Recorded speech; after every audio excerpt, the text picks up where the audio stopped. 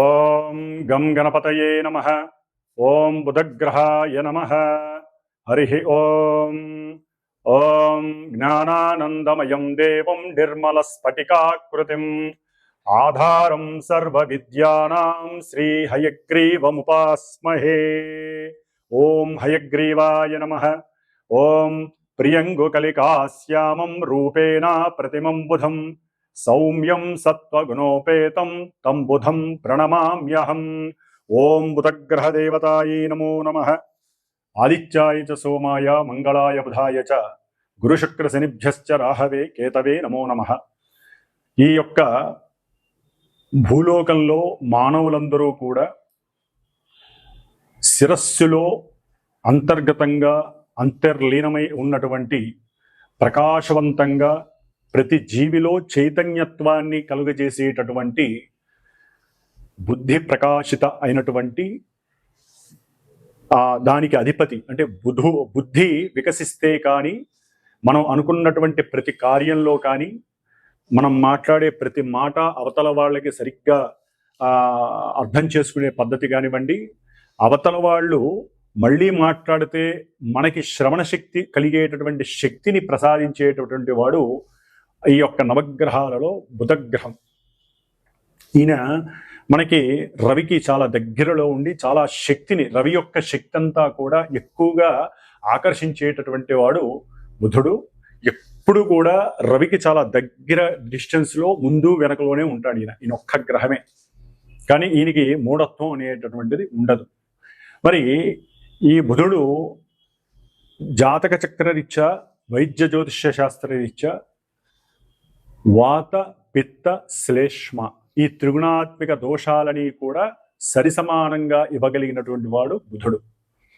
అట్లాగే మన శరీరంలో నఖశిఖ పర్యంతం ప్రతి అవయవము పనిచేయాలన్నా, రక్త ప్రసరణ జరగాలన్నా, మనలో పంచేంద్రియాలు తటస్థంగా లేకుండా ఒక పద్ధతిలో అవి కరెక్ట్గా పనిచేసి మనకి కావలసినటువంటి దాన్ని ఆస్వాదించాలన్నా, అవతల వాళ్ళకి సహాయం చేయాలన్నా కూడా ఈ యొక్క బుధగ్రహానికి సంబంధించినటువంటి నరాలకి ముఖ్యమైనటువంటి గ్రహం బుధుడు. కాబట్టి ఈ బుధుడు ఇంకా ట్రాన్స్పోర్ట్కి సంబంధించినటువంటి వాడు, అట్లాగే విద్యకి సంబంధించినటువంటి వాడు, ముఖ్యంగా గణిత శాస్త్రానికి, జ్యోతిష్య శాస్త్రానికి సంబంధించినటువంటి వాడు ఈ బుధగ్రహం.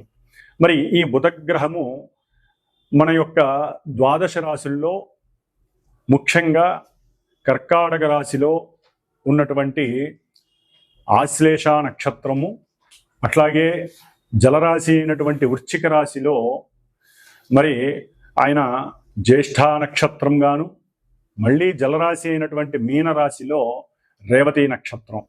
ఈ 3 నక్షత్రాలకి అధిపతి బుధుడు.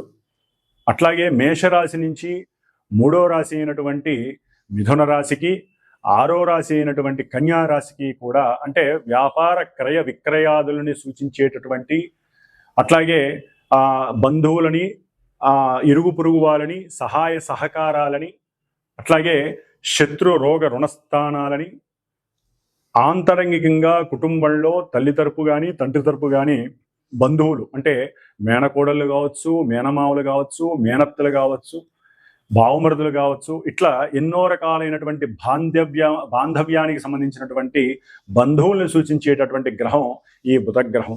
మరి ఈ బుధగ్రహం మామూలుగా ప్రతి నెల కూడా ఒక 30 రోజులకు ఒకసారి ప్రతి రాశిని కూడా సంచరిస్తూ ఉంటుంది. కానీ ఈ సంవత్సరంలో ఈ నెలన్నర కాలంలో దాదాపుగా అతిచారాన్ని గ్రహించి ఆ బుధగ్రహం 3 రాశులు మారింది.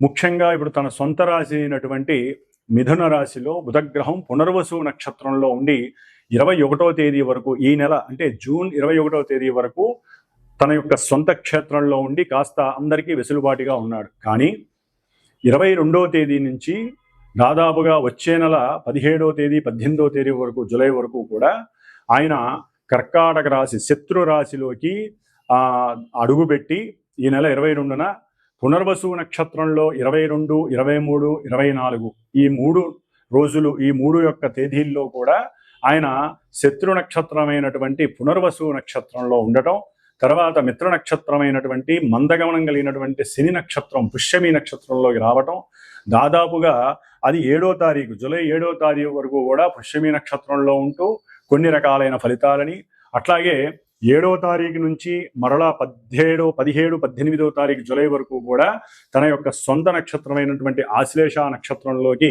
ఈ బుధగ్రహం సంచరిస్తూ మరి కర్కాటక రాశి అనేటటువంటిది మనకి చక్కటి సౌకర్యాన్ని ఎన్నో రకాలైనటువంటి కంఫర్ట్నెస్ని కూడా సూచించేటటువంటి స్థానము.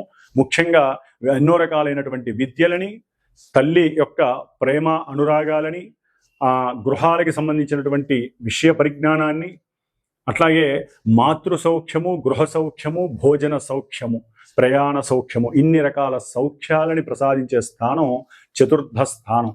మరి ఇది చంద్రుడు అధిపతి కావటం, బుధుడు ఈ రాశిలోకి రేపు 22వ తారీఖున అడుగుపెట్టి జూలై 18వ తారీఖు వరకు కూడా అక్కడే ఉండి తను నడిచేటటువంటి నక్షత్రానుసారము మరి శత్రు నక్షత్రంలో ఉండి ఆయన ఇచ్చేటటువంటి ఫలితాలు మేషరాశి నుంచి ద్వాదశ రాశులు అంటే మీనరాశి వారి వరకు ఏ రాశుల వారికి ఈయన ఏ ఆధిపత్యాన్ని కలిగి ఏ నక్షత్ర స్థితిలో ఉండి ఎటువంటి ఫలితాలని కలుగు చేస్తాడు అనేటటువంటి విషయ పరిజ్ఞానంలోకి మనం గనక అడుగు పెట్టగా ముందుగా మేషరాశిని మనం చక్కగా మేషరాశి నుంచి మీనరాశి వరకు చక్కగా ఈ నెల రోజులు ఏ విధంగా వారికి బుధగ్రహాన్ని అంటే వ్యాపార గ్రహం, వ్యాపారానికి అన్ని రకాల వ్యాపారాలకి సంబంధించినటువంటి గ్రహం ముఖ్యంగా బుధగ్రహం. కాబట్టి ఈ బుధగ్రహం ముఖ్యంగా ఈ యొక్క పేపర్ ప్రింటింగ్ వ్యవస్థలకి సంబంధించి అది డబ్బుల నోట్లు కావచ్చు, లేకపోతే ప్రామిసరీ నోట్లు కావచ్చు, పుస్తకాలు కావచ్చు, అచ్చు వేసేటటువంటి ముద్రణలకి సంబంధించినటువంటి ప్రింటింగ్ ప్రెస్లు కావచ్చు, లేకపోతే టైప్ రైటర్స్ కావచ్చు, కంప్యూటర్ అంటే సాఫ్ట్వేర్ కంప్యూటర్స్ కావచ్చు, ఏదైనా సరే ముఖ్యంగా రైల్వే, తంతి తపాలా అంటే మనకి పోస్ట్ మ్యాన్లు, పోస్ట్ ఆఫీసులు, మనీ ఆర్డర్లు, ఇట్లా వీటికి సంబంధించినటువంటివి, అట్లాగే మన కమ్యూనికేషన్ వ్యవస్థ ఆర్థికపరమైనటువంటి ఫోన్పేలు కానీ గూగుల్ పేలు కానీ ఇట్లాంటి ఆర్థికపరమైన వ్యవస్థ కావచ్చు, రచనలు, వ్యాసాలు రచించేటటువంటి అంటే చిత్ర పరిశ్రమలో ముఖ్యమైనటువంటి వారు ఎవరైతే ఉంటారో వారు కానివ్వండి, బ్యాంకు వ్యవస్థలో అకౌంటింగ్ సంస్థకి సంబంధించినటువంటి అకౌంట్స్గా పనిచేసేటటువంటి వారు కానీ, చార్టెడ్ అకౌంట్స్ కానివ్వండి, ఇట్లా నటనా వృత్తికి సంబంధించి లేకపోతే ప్రింటింగ్ వ్యవస్థకి సంబంధించి చిత్ర పరిశ్రమలో ముఖ్యమైన వాటికి సంబంధించినటువంటి ఈ బుధుడు మరి జలరాశి అయినటువంటి శత్రురాశి అయినటువంటి ఈ యొక్క కర్కాటక రాశిలోకి ప్రవేశించినప్పుడు ఏ రాశుల వారికి ఏ భావాల పరంగా ఆయన ఫలితాలు ఇస్తాడో మరి ఇప్పుడు తెలుసుకుందాం.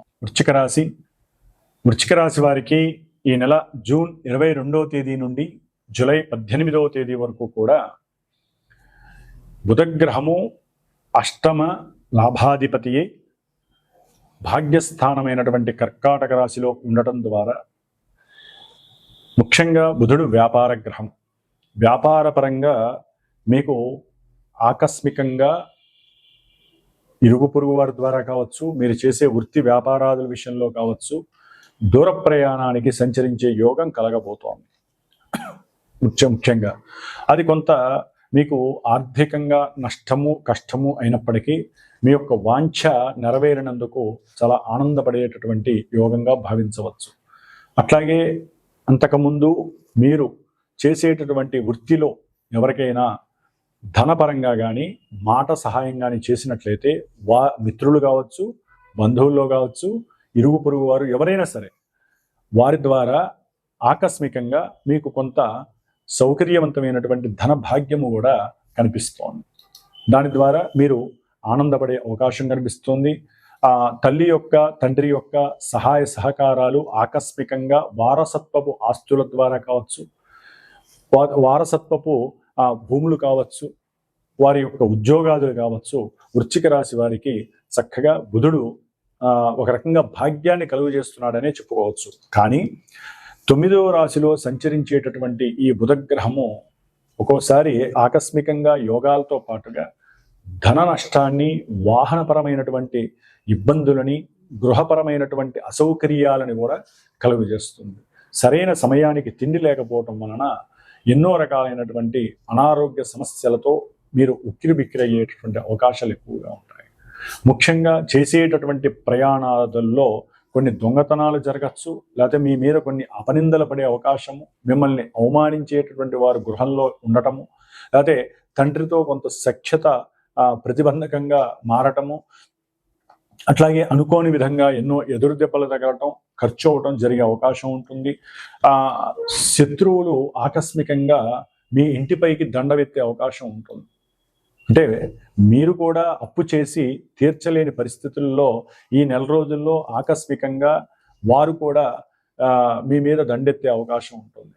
కాబట్టి మీరు అనుకుంటారు, ఈ వృశ్చిక రాశి వారు, నేను ఎంత కష్టపడ్డా, నా తెలివితేటలను ఎంత ప్రదర్శించినా, ఎంత చక్కటి చాకచక్యంగా నేను మాట్లాడినా అవతల వాళ్ళు నాకు వశీకరణ కావట్లేదు, నాకెందుకు సరైనటువంటి సౌఖ్యము, ధన సౌఖ్యం కావచ్చు, వ్యాపార వృత్తి సౌఖ్యం కావచ్చు, ఏది ఎందుకు దొరకట్లేదు, నాకు కావలసిన సహాయ సహకారాలు ఎందుకు దొరకట్లేదు అనేటటువంటి ఆలోచన మిమ్మల్ని వేధించే అవకాశం ఎక్కువగా ఉంటుంది.